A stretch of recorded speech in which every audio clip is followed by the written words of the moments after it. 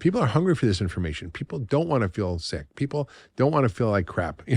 People want to understand what's happening in their body. And you can see it. I mean, you can see it happening with all the trends of wearables and biosensors and people trying to like biohack. I mean, there's a whole movement around understanding that our current healthcare system doesn't have all the answers and that we need to be in charge ourselves. This is the Pursuit of Wellness podcast, and I'm your host, Mari Llewellyn. Hi guys, welcome back to the Pursuit of Wellness podcast. Today I am over the moon to announce that we have Mark Hyman on the show. This is a dream guest for me. I actually can't believe I was able to sit down and chat with him. He's such a lovely guy and he's doing such amazing things in the health industry. I'm so excited for you guys to hear this episode today. If you don't know Mark, he is an internationally recognized physician, leader, educator, speaker, and podcast host, 15-time New York Times bestselling author, and the head of strategy and innovation at the Cleveland Clinic Center for Functional Medicine. After battling heavy metal toxicity himself, Mark learned to heal himself and forged a career pioneering new frontiers of medicine. He has co-created Function Health, which is his new business to give millions of people the privacy and accessibility to healthcare they deserve, and he serves as the company's chief medical officer. I have personally learned a ton about Function.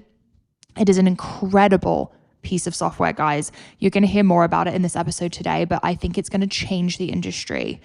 Some things we talk about in today's episode. We talk about functional medicine versus Western medicine, the shift in academics, knowing what's going on with your own body, hormonal health and PCOS, identifying your diagnosis, the lowdown on Metformin, using it for PCOS and diabetes and longevity, natural methods for fertility complications, Ozempic and fertility. I'm sure you guys have been hearing about people getting pregnant on Ozempic. We talk about that, the side effects of Ozempic, can it be effective, and Mark's overall take on wellness and how to live the best possible life for you.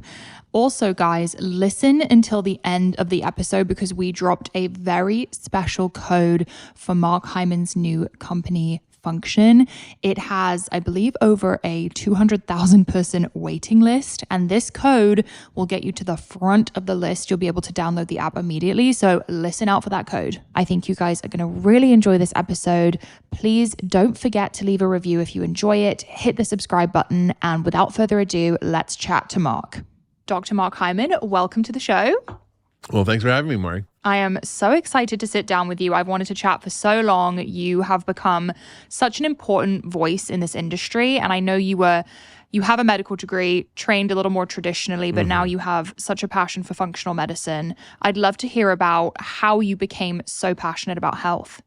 I think, I was always kind of passionate about it. I actually had a gym teacher in the 8th grade named Mr. Gibson who showed us this movie of people doing incredible acts of fitness. Like this guy, Larry Lewis, was 105 and he would run 5 miles to work as a weight every day and 5 miles back across the Golden Gate Bridge. There was some guy who ran the Boston Marathon on stumps. So I got very inspired to start running. And my mother and when I grew up, they lived in Europe. And so they really shopped every day, ate fresh food. My mother cooked fresh food every day. We had a garden in the backyard. I'd go pick, tomatoes and eat them right off the plant. We'd have fruit trees in our backyard in the suburbs, and I would just eat the fruit. So I was very already prepped for that. And then, in college, I got very interested in yoga and sort of yogic way of life, which was very much focused on health and wellness. Was a vegetarian for years, and sort of always focused on sort of the kind of other side of health in traditional medicine. But I was like, I think I'll try to go to medical school, see if I like it. And if I don't, I'll quit. But if I like it, I'll stay. And then I liked it. and then I ended up, being really well trained in traditional medicine. But when I was 36, I got very ill with chronic fatigue syndrome from mercury poisoning that I got in China. And my whole system broke down. And I went from riding my bike 100 miles a day to not be able to walk up the stairs. I could remember 30 patients seeing in a day and not take any notes and dictate all the charts at the end of the day perfectly. And I couldn't even remember where I was at the end of a sentence from where I started. I was just completely disabled. Gut issues broke down, immune broke down, brain fog, couldn't sleep, muscle pain, just complete breakdown. And I had to dig my way out of it. And I went to doctor after doctor, got no help. You take Prozac, take Ativan, take the sleeping pill. It's depression. And I'm like, no, it's not. I am a doctor. I know my body's not working and I have all these weird symptoms. And so I had to really reverse engineer my way back to health through figuring what was going on. And that's when I encountered functional medicine. It's when I learned about Dr. Jeffrey Bland. I got to meet him. I got to understand the sort of the paradigm shift that was happening in medicine and the science of creating health as opposed to treating disease. And basically had to build myself up back, cell by cell, tissue by tissue, organ by organ to health. And it was an incredible process, very painful, very difficult. It took a long time. I didn't have the full roadmap that we have now. And I started using it on my patients, and I was just seeing kind of miraculous recoveries and things. I was like, you did that, and you got better from this, and your autoimmune disease went away, and your Alzheimer's got better, and your autism improved, and your chronic migraines went away, your depression resolved. I'm like, how did that work? Because it didn't comport with everything I learned in medical school. And so I really went deep, both for myself and for my patients. And that's what really led me to sort of get really passionate about understanding the way the body works. And I think where we're at in medicine is this incredible moment where we have kind of developed our current medical system based on the best we could do, which was looking at people's symptoms, where they are in the body, and trying to treat them the best we can. But it's an organ-based medical system that's disease-based, it's symptom-based. It has nothing to do with the cause or the mechanism. When we're seeing this kind of in psychiatry now, we're like, well, psychiatry is just a description of symptoms. You're depressed because you have no interest in, daily life. Your appetite's low. You can't sleep. You have no happiness. You're not interested in, sex. I mean, I know why you have these things. You have depression. Well, depression is just the name of that condition. It's not the cause. And now the cause could be many things, like eating gluten or having bad microbiome or having low vitamin D or low omega-3s or mercury poisoning or a million things. And that's what we navigate to with functional medicine. And so I really began to understand that there was a whole new set of laws of biology, laws of how the body's organized as a system. And now we're seeing systems medicine, network medicine, textbooks being written about it, journals, medical journals dedicated to it. And I think that there's a real understanding that we need to really dig deeper under the hood to see what's going on in the body as a system. And that's really what my life's been focused on. How do we create a healthy system? How do we create a healthy ecosystem in the body and not just treat the diseases with medications that suppress symptoms, but actually how do we create health? I feel like we're hearing the term functional medicine so much more than we ever have before. Yeah. For anyone listening who maybe doesn't understand the difference between Western medicine and functional, how would you describe it? Well, it's sort of hinting at it, but I think, functional medicine is really looking at causes and mechanisms and the underlying understanding of the body as a system, as a network where everything is connected. And that rather than focusing on the diseases, if we focus on the root causes and the underlying systems that go wrong, that we can create health. So we treat the basic fundamental systems. The body has, these 7 physiological systems that are all networked together that give rise to disturbances because of different insults or lack of certain things. And when there's disturbances in this ecosystem, we get sick. So for example, you take an antibiotic, that's an insult, that destroys your microbiome. Right? The microbiome then can create a problem because you get a leaky gut, and that creates inflammation in the body, and that can cause metabolic health problems like diabetes, or it can cause psychiatric problems like depression, or it can cause an autoimmune disease. And so we begin to say, oh, well, maybe we need to think about the body in a different way. So we understand this sort of network effect. And we look at the systems like the gut, the immune system, the energy system, the mitochondria, how we make energy, how we detoxify, our circulation, transportation systems, our communication systems, hormones, neurotransmitters and peptides, our structural system, biomechanical structure. And those are all influenced by the environment. So we have a lot of control over these systems. And I think of these as sort of the laws of biology. If I said to people, what are the laws of physics? They go, yeah, I learned about the laws of physics in school. But if I said, what are the laws of biology? People go, I have no clue what you're talking about. And in medicine, we're very reactionary. We're very descriptive, but we're not really focused on the body in the way we should. So my daughter's in medical school, and I asked her, why are you learning about the microbiome? No. Are you learning about insulin resistance? No. Are you learning about nutrition? No. I'm like, well, these are the fundamental things. Are you learning about toxins? No. These are the fundamental things that are driving our chronic disease epidemic that we're seeing at scale. And so I think, we have this incredible moment in history where it's a paradigm shift that's akin to, the earth being not flat or the sun revolving around the earth, or the sort of the idea that species evolve through natural selection versus being sort of rising fixed in their state that they are. So we have all these massive scientific paradigm shifts, or Einstein saying that time and space are relative. I mean, these still, people have a hard time getting their mind around these ideas. Like this table here is mostly empty space. Well, how does that true? But it is true, And so we're seeing that in medicine now, because medicine is extremely young science. And I think I'm so excited about this moment in history where we're able to actually take these insights, take the powerful computing power we have, take the deep ability to diagnose what's going on under the hood through deep phenomic testing. The phenome is essentially your expression of your biology at any given moment. Your genome is your fixed genetics, but your phenome is your current state of biology. So what's going on with your microbiome, your metabolome, all your biomarkers, your nutrition, and all these things can be now measured. So we can get literally, terabytes, and I don't know what's bigger than a terabyte. You've got 100,000 terabytes of data in your gut microbiome alone, right? And there's 37 billion trillion chemical reactions every second in the body. And we test like 20 lab tests when we go to the doctor, right? And so we get getting almost no real data on what's happening in the body. And so I'm so excited about this moment in history. We're having this convergence of these different advances in technology like AI, machine learning, the omics revolution, biosensors, wearables, and this framework of systems or network or functional medicine, whatever you call it. It's just medicine, right? It's what everybody's going to be practicing. I recently had a patient who was seeing, the top cardiologist at Cedar Sinai in LA. And, I'm like, wow, this guy's like testing nutrition. He's looking at all these things and biomarkers, stuff that we've been doing in functional medicine for decades. And now it's kind of creeping and leaking into traditional medicine. You've got departments of nutritional psychiatry at Harvard and metabolic psychiatry at Stanford. You've got people thinking about these things that in a very different way. And so the concepts we have around health are really outdated. Do you think academic programs are going to shift in that direction? They are. They are. I'm seeing it happening. At Cleveland Clinic, where I started the Center for Functional Medicine, there's Stan Hazen, who's studied the microbiome and heart disease, and Cheris Ng, who studied the microbiome and cancer. And these are like world-class scientists who are understanding the body is just not organized the way we think. When you go to the doctor for heart disease, they don't say, let me look at a stool test, but they should.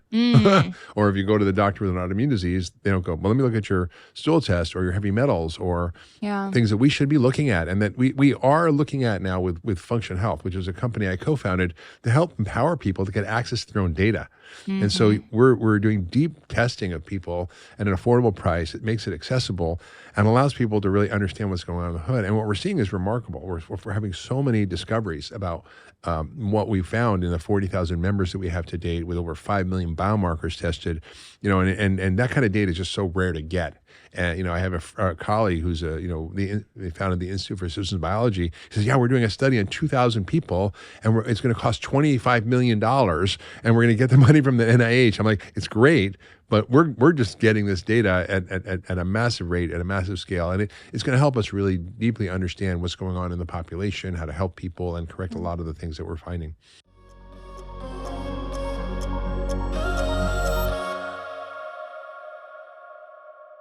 This show is sponsored by BetterHelp. I feel like on my healing journey, my number one tool has been therapy. I've been in therapy since I was 14 years old, and it really has been a pillar of grounding myself and just getting, advice in a different way and having tools to handle my own emotions.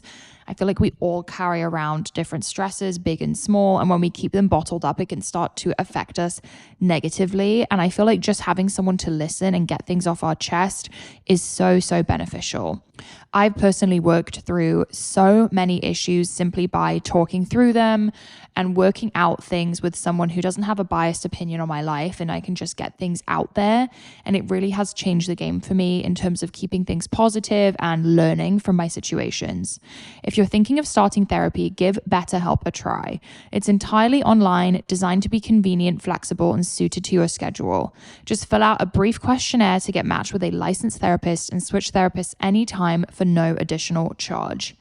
Get it off your chest with BetterHelp. Visit betterhelp.com/pow today to get 10% off your first month. That's betterhelp, HELP.com/pow. I think something that we don't talk enough about is water quality. I'm always looking for ways to make drinking water easier so I don't have to think about it.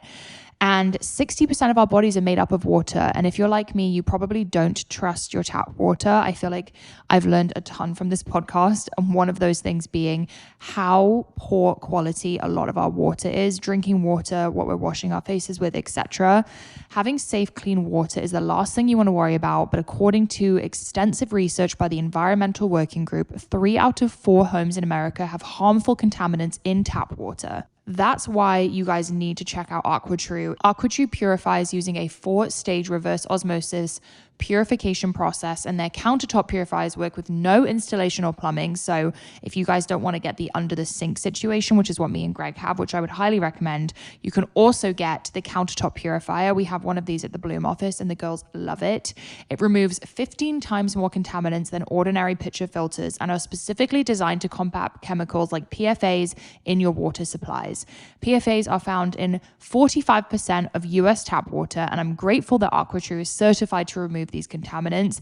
It does make such a difference. If you drink a ton of water like me, you want to make sure you're drinking the cleanest water possible. And I have 2 dogs and I want to make sure they are getting the perfect water as well. They only drink AquaTrue water. AquaTrue comes with a 30-day money-back guarantee and even makes a great gift. Father's Day is coming up. Today, my listeners receive 20% off at any AquaTrue purifier. Just go to aquatrue.com. That's AQUATRU.com and enter my code POW, POW at checkout. That's 20% off any AquaTrue water purifier when you go to aquatrue.com and use code POW.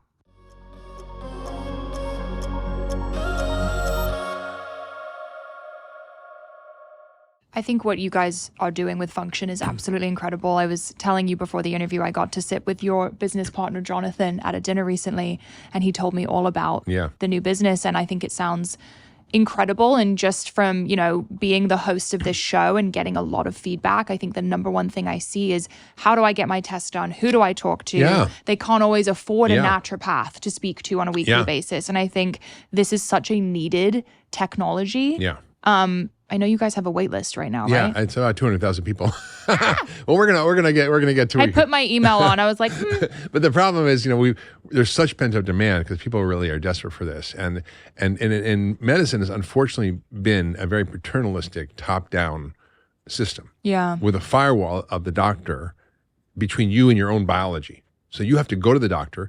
You don't even know what to ask for. Yeah. If you do, you have to ask for it. You have to hope your doctor will say yes to do this test. Well, why should I measure insulin? Why should I measure your vitamin D? Why should I measure homocysteine? Why should I measure your mercury level? It's not part of the normal panel of 20 or 30 tests you get. We're doing over 110 biomarkers on the first panel we do for people. Wow. And we're looking at everything you could possibly imagine, from hormones to metabolic health to cardiovascular health to nutritional status to toxin levels to inflammation markers. It's an incredible deep analysis of what's going on in your body.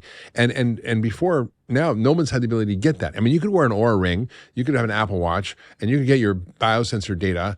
Great. People are desperate to know what's going on with their bodies to track what's happening over time. And there was no way to do that before Function Health, because you had to go through the healthcare system, which is so onerous, and you had to, get tests which usually weren't covered by insurance or cost an astronomical amount of money, or the average. I had a friend who I just ordered a basic panel, and the things that I like to do similar to what Function before Function, and she said, "Oh my God, Mark, this test for like $8,000. Yeah. And I'm like, well, that's crazy. Let me talk to the lab. This is, and we kind of negotiated down, but it was so frustrating for her and for people who want to know what's going on. And now for like $4.99 membership a year, you get twice a year testing, deep analysis of your biology. You can do all sorts of add-on tests.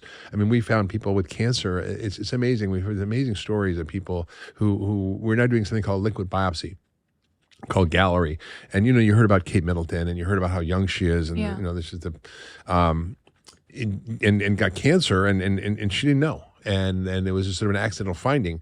But if people were screened with this new test called Gallery, it's a liquid biopsy test, they can find cancers early stages, often 2 years before they ever show up on any other screening tests, and checks over 50 cancers, not every cancer, but most the common cancers, and it's highly accurate, and there's very few false positives, and we're saving lives. And people are writing into us saying, we didn't know this, and I have kids, and I just found out I have this, and this saved my life, and if I'd let it go a little longer, I wouldn't have known. And so we're hearing stories of people really having profound impact from the use of function and helping them to understand what's going on in their bodies and doing things that your traditional doctor wouldn't do. Yeah. I think, hearing this through my lens as a woman going into a doctor's office and it usually being a man and trying to get advice on hormonal health, fertility, PCOS, it's number one, very intimidating and a little bit shameful. Yeah. And even in my position being, I consider myself pretty knowledgeable about health and fitness. I have access to experts. I have the income to be able to afford a naturopath. But it took me years and so much money to get to the bottom of my personal hormone issues. I was told you have high testosterone, you have high testosterone. Yeah. Never was I told that I had heavy toxins in my system and that my liver was overloaded and that I needed to work on cleansing the liver. And I didn't know that the liver had anything to do with my hormones. Yeah. And working with a naturopath was the only way that I kind of had that full circle moment of, oh my God, it's not just about having hormonal imbalance, there's other things happening too. Yeah.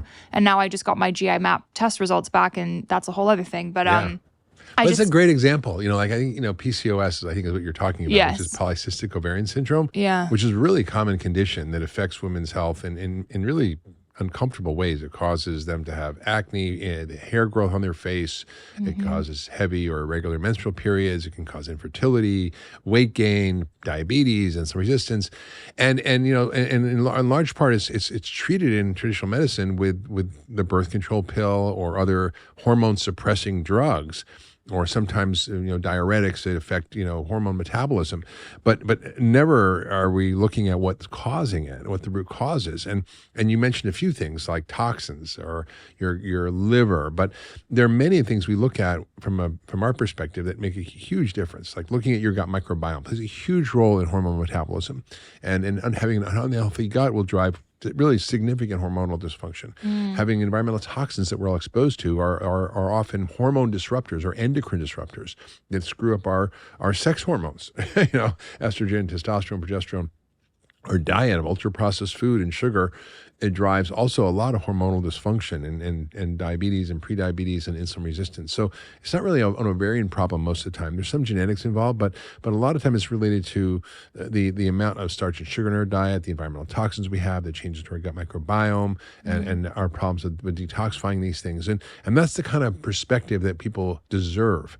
And the science is there. And people go, where's the evidence? This is not evidence-based medicine. I'm like, listen, have you read the 10 million articles on PubMed that are, or how many published medical articles there are? No, the average doctor has not searched for, looked for, or understood it. It doesn't mean it doesn't exist. And there's plenty of data to support everything I'm saying. It's just that it's not part of the medical paradigm. Yeah. So it's like if you don't know what to look for, you're just seeing things through the blinders that you were trained in, and unfortunately that misses a lot of what's really causing people's discomfort or disturbances. And then like in our cohort of patients from Function Health, we're seeing about 10% of women have some degree of this hormonal dysfunction with elevated testosterone, high levels of DHEA sulfate, and other biomarkers like high insulin and things that are completely treatable and that are often ignored and that lead to unnecessary suffering. And so for me, my whole career has really been about how do we relieve unnecessary suffering.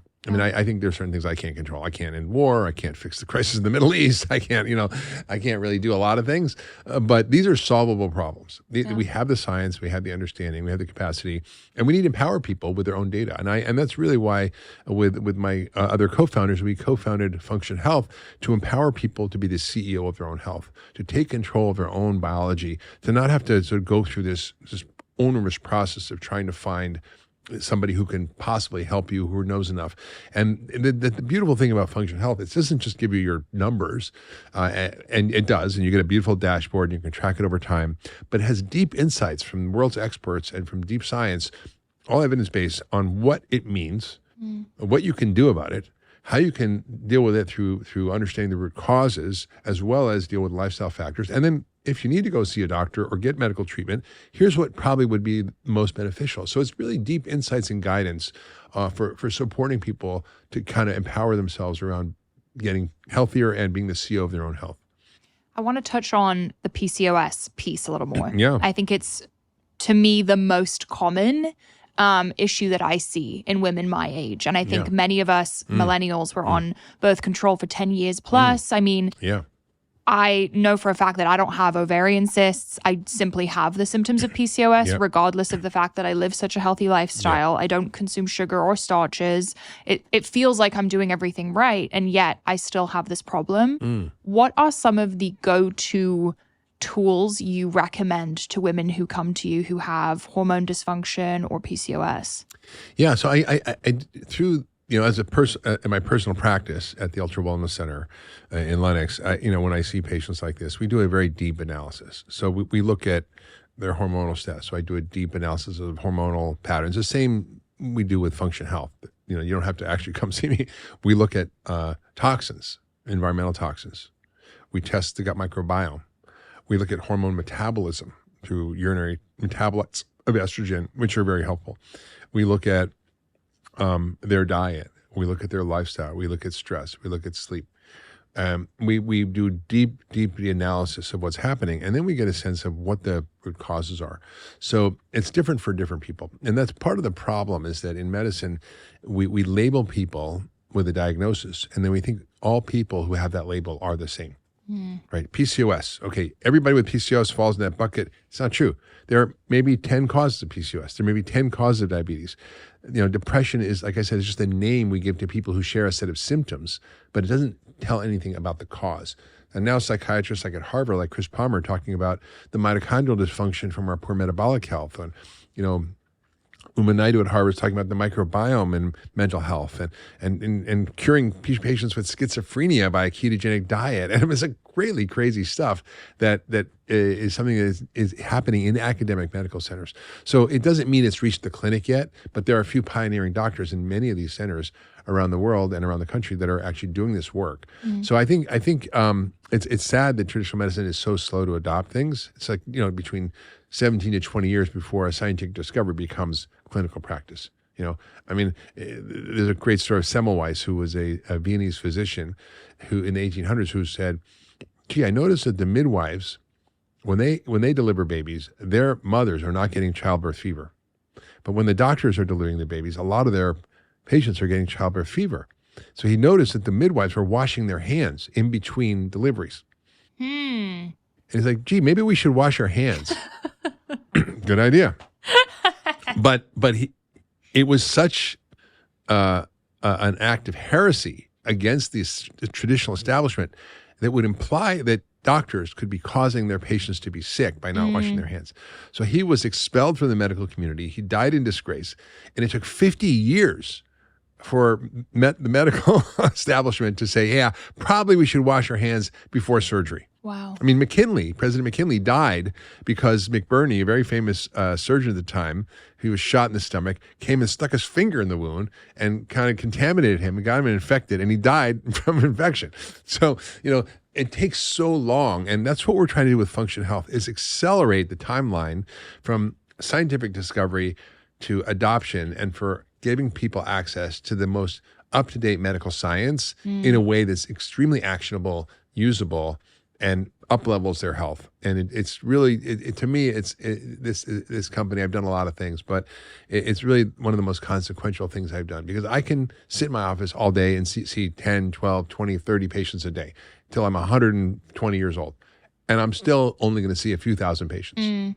In 1 year, we have 40,000 people who've been helped, and we're going to have millions, and hopefully billions. And I think I'm so passionate about getting this timeline accelerated from the discovery of things that can really help people. Like, PCOS, we know how to approach this problem from a systems point of view, from a functional medicine point of view. We help so many people. I've had so many women who I've helped get pregnant just by helping them address this, and it's not that hard once you understand how things work. But right now, we don't really have the map of how things work in traditional medicine. And that's what we're applying to to our work and function. We're bringing the latest scientific insights, which are just medicine, and applying them to what we're finding with people's biology. And it's really been an extraordinary journey, and we're just getting started, but it's pretty exciting.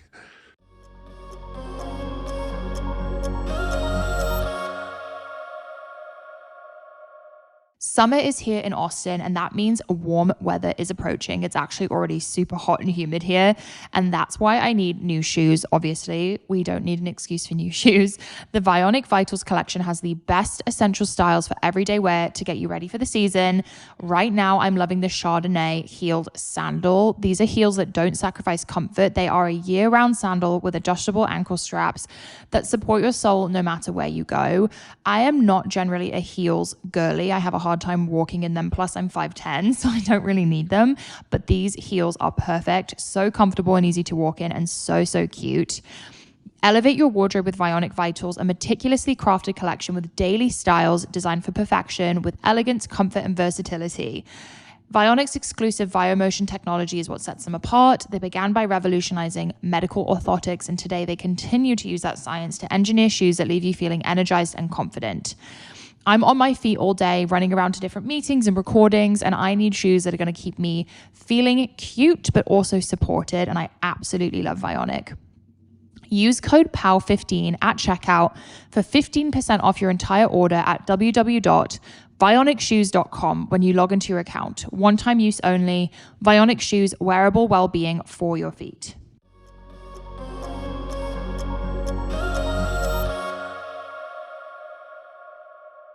Let's say you, and this is a little bit of a selfish question because I'm dealing with some gut stuff right now, but let's say you do a gut test. Yeah. And you find that someone has a super messed up gut. Like, let's say hypothetically they had H. pylori and SIBO and tons of bacterial overgrowth. Yeah. Is there ever a time you'd recommend Western medicine approaches? Well, see, this is the thing. I don't make a distinction between Western medicine and systems medicine, network medicine, functional medicine. It's all just medicine. Okay. And I'm agnostic to the treatment.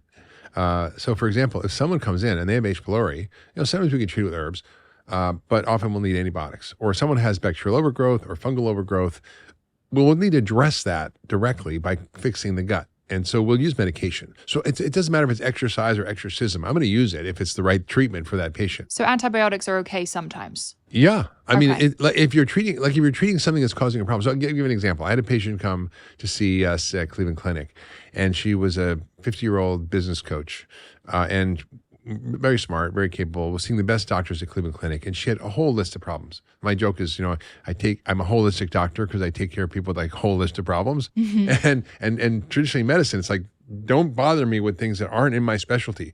I'm a dermatologist, I'll take care of your psoriasis. Or I'm a neurologist, I'll take care of your migraines. Or I'm a gastroenterologist, I'll take care of your irritable bowel. But don't tell me about these other problems. Go see that specialist. I don't know anything about that. Yeah. But it's not how the body works. So this woman had psoriatic arthritis, which is a horrible condition, which is not only skin lesions, but joint disfigurement and arthritis. She was on a drug that cost $50,000 a year. She had terrible bloating and irritable bowel syndrome. She had terrible reflux and heartburn. She had migraines. She was pre-diabetic. She had depression. And she was getting treated by the best migraine medicine, best medicines for irritable bowel, best medicines for reflux, best medicines for psoriasis, best medicine for arthritis, and so on. And she was on Metformin for prediabetes. She was getting all the best treatments and was still miserable. A little bit better, but still miserable. So I said, gee, maybe all these conditions are related to inflammation. And by the way, on function health testing, it's striking. 46% have elevated C-reactive protein, which is a biomarker of inflammation. 30% have a positive autoimmune biomarker, which is just staggering to me in the population. So almost half the people have level of inflammation that's driving some dysfunction in the body. We can talk more about that. But this patient got a lot of gut issues, and the gut is the source of most of the inflammation in the body because 60% of your immune system is in your gut. So she had bacterial overgrowth, she had fungal overgrowth, and I gave her an antibiotic, I gave her an antifungal, I gave her some probiotics and things to help rebuild her gut. I gave her a multivitamin, fish oil, vitamin D, just some few simple things. I put her on an elimination diet to get rid of all the inflammatory foods, all the sugar, processed foods. And I said, just stay on your medication, come back, we'll review your results in 6 weeks. But I just did this based on her history. And She came back in 6 weeks. Well, Mark, I stopped all my medications. I'm like, oh, okay. But everything's better. I have no more psoriasis, no more arthritis, no more migraines, no more irritable bowel, no more reflux. I'm not depressed, and I lost 20 pounds. And I was like, I didn't treat all the diseases separately. I treated the root cause, and the root cause was her gut. Yeah. And for so many of our conditions, whether it's mental health issues, whether it's Alzheimer's, whether it's cancer, whether it's heart disease, whether it's PCOS, whether it's infertility, whether it's autoimmune diseases, whether it's autism, a lot of these conditions, the gut plays a huge role. I'm not saying the gut is the only cause of all these things. And I think we get so confused by these labels because we think, okay, everybody with autism is the same. Everybody with depression is the same. Or everybody with rheumatoid arthritis is the same. They're not. So one patient with rheumatoid arthritis might be better by getting rid of gluten in their diet. Another person might have a parasite. Another person might have a bad bacterial overgrowth and a leaky gut. Another person might have heavy metals and environmental toxin that's causing autoimmunity that we now call autogens because they cause autoimmunity. So, and the treatment's different. One person may be getting rid of gluten. Another person may be healing the gut. Another person may be, treating the environmental toxins and getting rid of those from their body. So we have to be very personalized. And that's where the future of medicine is going. It's a personalized, individualized, customized approach to our health. And the only way you can know that is knowing what's going on in your body. Yeah. So it's great to get on a scale, to check your blood pressure, to do your biosensors, but you need to look under the hood. You have to know about your biomarkers. It's a huge factor in determining what's really going on. And the thing is, Mari, is that the disease doesn't just come on all of a sudden. It's a continuum from wellness to dysfunction to illness to death. Yeah. And so anywhere along the continuum, you can identify dysfunction and correct it and get people back to wellness. So if you do what traditional medicine does, is like you wait till there's a disease that you can treat and then you give a drug. Rather than saying, I'm going to look at what we call scientific wellness. This was a term developed by Leroy Hood from the Institute for Systems Biology. And it's a real framework for understanding how to look at this continuum and the subtle disturbances that happen over time that can give you clues about where you're headed. Mm-hmm. So let's say, just take blood sugar, for example. Your blood sugar should be 70 to 85. 100 is considered prediabetes. 126 is prediabetes, is diabetes, type 2 diabetes. So what if your blood sugar is 98? Are you okay? No, you're not, right? And what about the things they don't measure?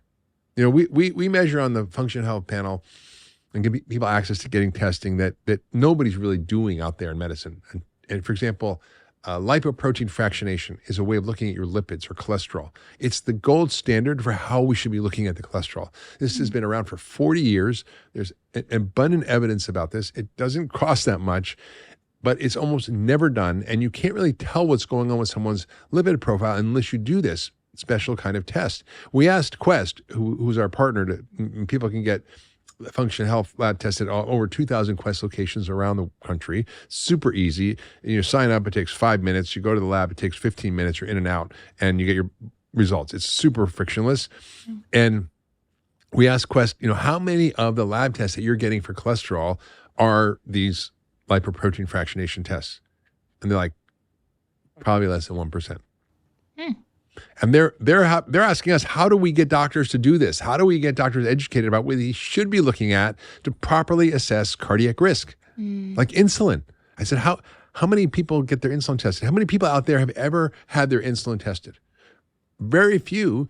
And it's probably the most important test to know what's going on with your metabolic health and your risk for all chronic age-related diseases like heart disease, cancer, diabetes, and dementia.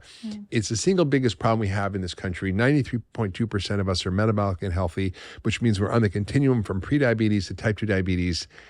And less than 1% of tests out there, people are getting insulin, according to Quest. Yeah. We're like, this is a standard test we do as part of our panel. And if your insulin starts creeping up, the reference range in America's on the Quest lab is 15.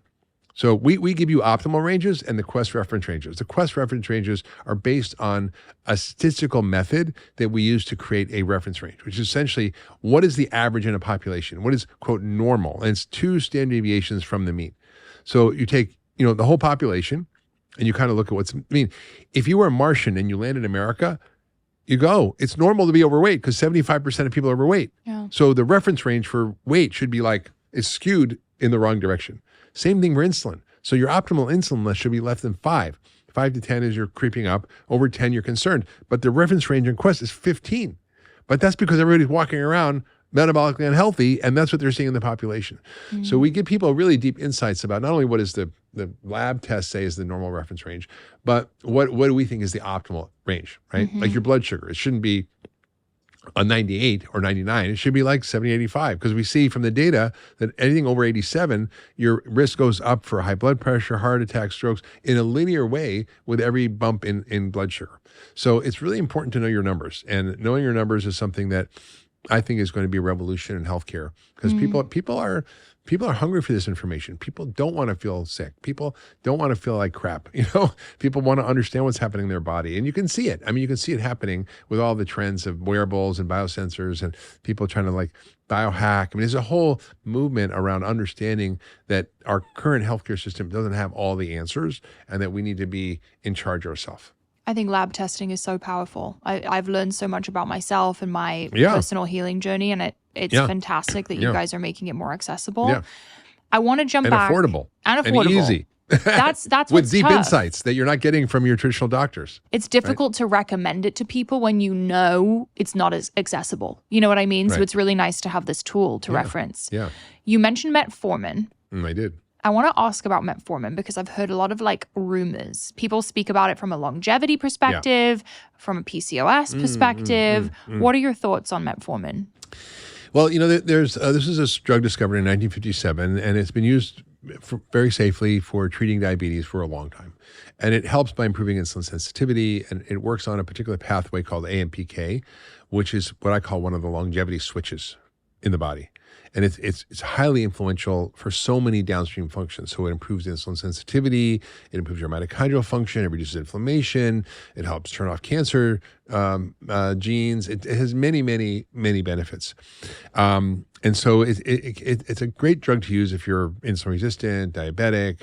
It can be very helpful. I mean, obviously diet works better. I mean, it was one large study called the Diabetes Prevention Study, where they looked over, I think it was over 1,000 people over a number of years, and they put them on a rigorous program called the Diabetes Prevention Program, the DPP, and they gave them aggressive lifestyle changes, metformin or nothing.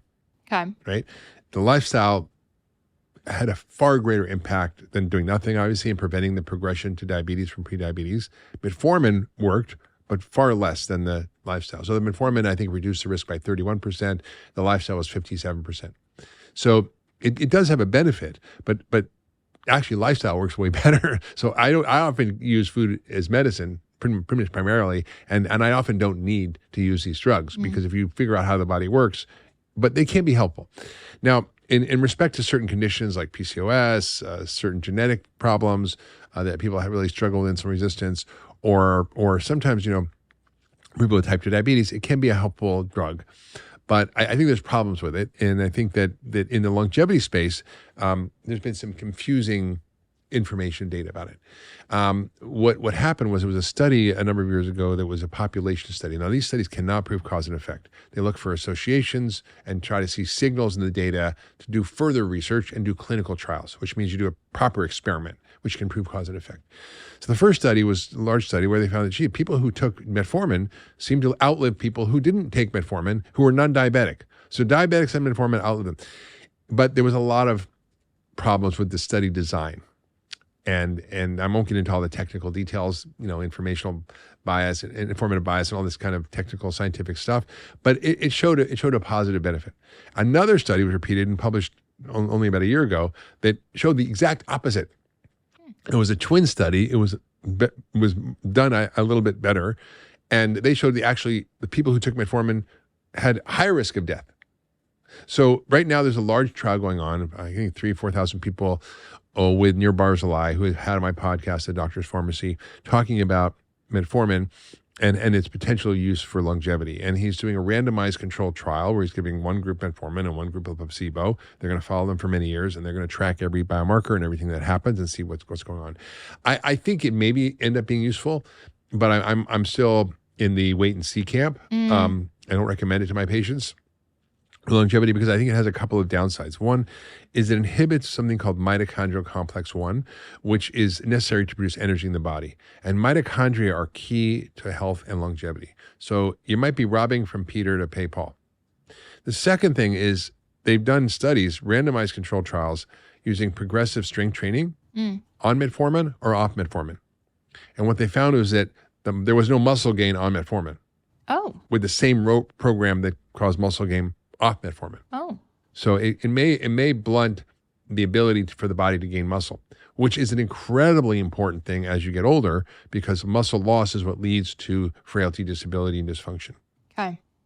I had someone recommend me take it for pregnancy reasons, like for fertility reasons, which is why I wanted to ask you about it. Yeah, no, I can't. Like I said, it can be useful. So I can't give you a recommendation as I looked at all of your data and was your doctor. And there may be cases where I would recommend it. Okay. So I'm not opposed to any drug or any treatment. Like I said, I'm agnostic. If it's surgery, if it's exercise, if it's a drug, if it's whatever, I'm for the right treatment for the right person for the right time for the right reason. And I think we don't practice medicine like that. It's not personalized.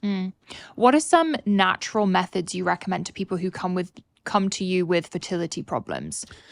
Well, I just did a whole podcast on fertility and preparing for conception, and so I really do a deep dive. And a lot of the tests that we do with Function Health on the panel are the things that I would look at deeply. So do a deep dive into their lifestyle, right? Because it plays a huge role in fertility. Stress, exercise, alcohol, sugar, processed food, all those things will affect fertility. In fact, there was a book written called The Fertility Diet by Walter Willett from Harvard, and essentially described the problem of our ultra-processed food, high sugar and starch diet driving this epidemic of insulin resistance that's making women infertile. Right, 1 in 6 couples now I think is infertile, or 1 in 7. It's a lot of people. Yeah. And so the idea was start there with diet and lifestyle, and then I look deeper.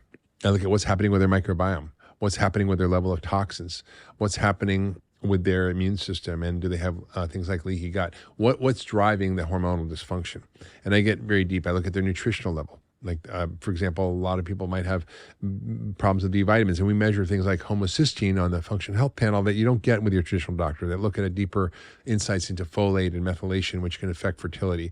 I'll just tell you a quick story about I was in a movie called Fed Up. You were in the movie? Yeah. What were you doing in the movie? I was, one of the experts talking about obesity and. Oh, like a documentary. A documentary. Oh, I thought you had an acting moment. No. Okay. It was it was a very successful documentary. I was like, what is this? A little like. No. I've never been. Not that I know of it. Maybe I'm walking by a set. You're like the star of the movie. Got it. No. I was just in the documentary as an expert, and the director of the movie was a woman who had multiple problems with fertility. She had multiple miscarriages. She couldn't get or stay pregnant. She had a baby with anencephaly, which is a baby born without a brain. It's a horrible condition. And he was just heartbroken. And she knew about me and had kind of Googled some things I'd written. And she Googled this article about methylation, which is a big medical term. Essentially it means, how your B vitamins are regulating your biochemistry. Right? And it's a really essential process in the body. It's essential for fertility. It's essential for brain health, for detoxification, for DNA regulation. I mean, it's one of the most central things that's happening in the body. And in the article, I wrote about how it can affect fertility, and that there's a gene that 35% of people have called MTHFR that affects your ability to turn the folate from your diet into the active form of the folate in your body. Yeah. And it's common. And so she said, I want to go to my doctor. So she read the article. She went to the doctor and she said, I want you to test me for this. And test me for this lab test, homocysteine, which is a measure of how this gene isn't working properly. So homocysteine is a measure of indirectly of your B vitamin status, folate, B6, B12. And she found she had this gene and she had a high level of homocysteine. And then she said, her doctor said, okay, this is a problem. Let me give you some folate. She said, no. My Dr. Hyman wrote that I have to take this special form of folate that bypasses this gene called methylfolate. And so he said, okay. So he gave her that vitamin, basically. What is it? It's called 5-methylfolate. Okay. It's already a active form of the vitamin, which your body has to make. But if you have this gene, you're not good at making it.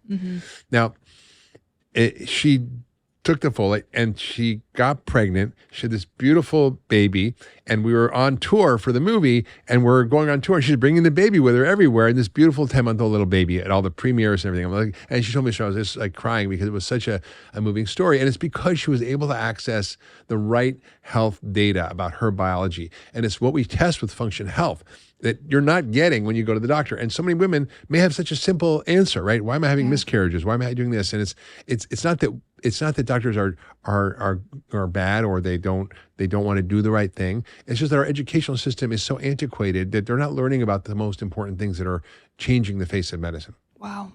So much pain for like such a small thing. Yeah, I mean, like literally she had years of misery and agony and loss and, having a full-term baby that had no brain. I mean, it was just horrible. And all she needed to do was take a vitamin that we were able to find out through the right blood test. Incredible. I'm sure you've been hearing about people getting pregnant on Ozempic. Apparently it's happening a lot. Number one, why? And number two, is that like a reasonable treatment? And then also like what's going to happen when people are pregnant on Ozempic? Like what, it's kind of confusing and weird. And I just wanted to ask you. Yeah, I mean, people know Ozempic is essentially a weight loss drug, but it's originally a diabetes drug. And it works by acting to create the same peptide that our bodies make to regulate appetite, that regulates insulin sensitivity. So when you take this compound, which is not really a drug, I mean, it's something that our body naturally makes. It's just given in high doses, like insulin, for example. Insulin is something our bodies make. That's a peptide. If you're diabetic, you don't make enough insulin, you give yourself insulin. Same idea. There's many reasons our GLP-1 is low. Our diet, our gut microbiome, environmental toxins. There's a lot of ways to naturally increase GLP-1. But that said, some people, find enormous benefit from taking these drugs because they help to improve insulin sensitivity, they help to reduce appetite, and they help you to lose weight. And when you lose weight and you fix insulin sensitivity by losing the weight, you will become more fertile. It's just how it works. If you fix insulin resistance, whether it's by a drug or diet or exercise or the right supplements, you can actually improve your risk of, you improve your chance of getting pregnant. So it's not surprising to me that there's an increase in pregnancy on Ozempic because it's fixing the very problem that's causing the infertility in the first place, which is insulin resistance, which again affects 93.2% of the population at some degree or another.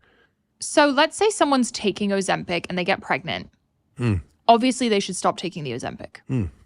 What's going to happen? Like, what if people stay on it and they're pregnant? I don't think we know. Yeah. I mean, part of the problem with these drugs is they're new and they've not been in use a long time. And so we don't really understand their total effect across the spectrum of a person's health and lifespan and different conditions like pregnancy. And, I read an article in the New England Journal of Medicine once. They said, make sure you use new drugs as soon as they come out before the side effects develop. And so, we're seeing a lot of side effects as a consequence of Ozempic. So we're seeing, this meteoric rise of this drug. And I understand why, because people are struggling with weight and we live in a toxic nutritional wasteland and a food carnival that makes it almost impossible to be healthy. And I understand people want support and help, but the problem is that these drugs are not without side effects and they're often given in high doses, which have more side effects, and they can cause bowel obstruction, pancreatitis, kidney issues, and they can also cause rapid weight gain if you stop them, and they also cause you to lose muscle, which affects your metabolism. So unless you really do it properly, and I did a whole podcast in the doctor's pharmacy about how do you use these properly, and there are compounding pharmacies that do make it. It's a little bit kind of on the kind of side of medicine, and it's not well regulated, but there are ways to do it, and it's also obscene how much we're charging, in this country. You're in countries like in Canada and Europe, it's like $100. It's not like $1,000 a month. It's a reasonable price, and price gouging for the pharma in the U.S. is just a whole other conversation. But I do think that these drugs they're having their heyday, but there's going to be a backlash, and eventually we're going to see certain problems with them. And just the economics of it is not sustainable. And unless people do it right, and there's a way to do it right, it can be problematic.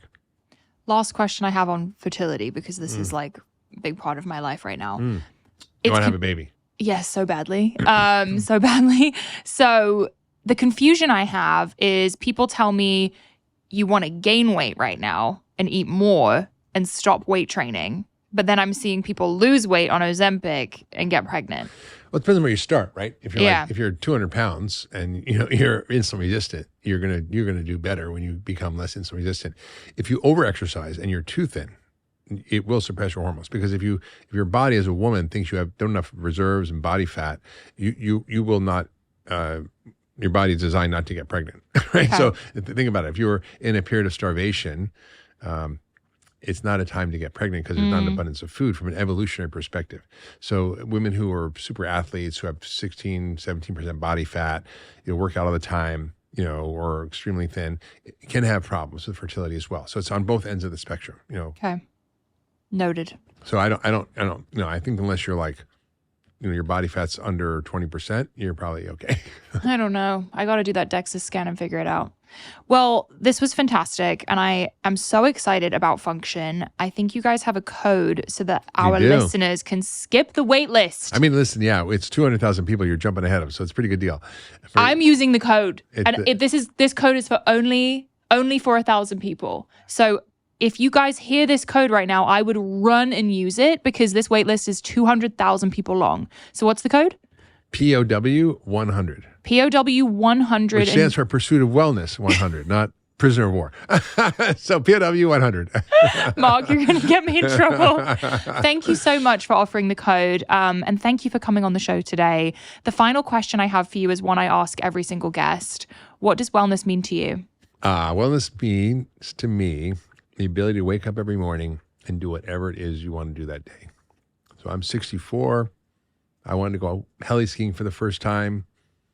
I didn't want to think about it. I want to be able to just get up and do it, even though I've never done it before. Yeah. And not be limited by any restrictions in my health that I have control over. Some things I don't have control over, but I have enormous control over how I take care of my body, what I put in my body, how I treat my body, and to keep it healthy. And I think this is really what Function Health is about. It's about how do you live to 100 healthy years. And I think at this moment in time, given what we know scientifically, we all have the ability to get to 100 healthy years if we know what's going on in our bodies and are proactive, not wait until we get sick, but proactive to change those things that are taking us off center. And so I spent a lot of my time understanding the science and applying it to myself. And I get younger as I get older. So my goal is to die young as late as possible. Fantastic. I just saw a video of you galloping down the beach on a horse, which is the goal for me as well. So I think you're doing just that. Where can everyone find you, your podcast, Function, everything? Well, functionhealth.com is where they can find Function. I have a website, drhyman.com. You can learn more about me. And I have on social media, it's Dr. Mark Hyman. And my podcast is The Doctor's Pharmacy. And check it out. Fantastic. Thank you so much. Thanks for joining us on the Pursuit of Wellness podcast. To support this show, please rate and review and share with your loved ones. If you want to be reminded of new episodes, click the subscribe button on your preferred podcast or video player.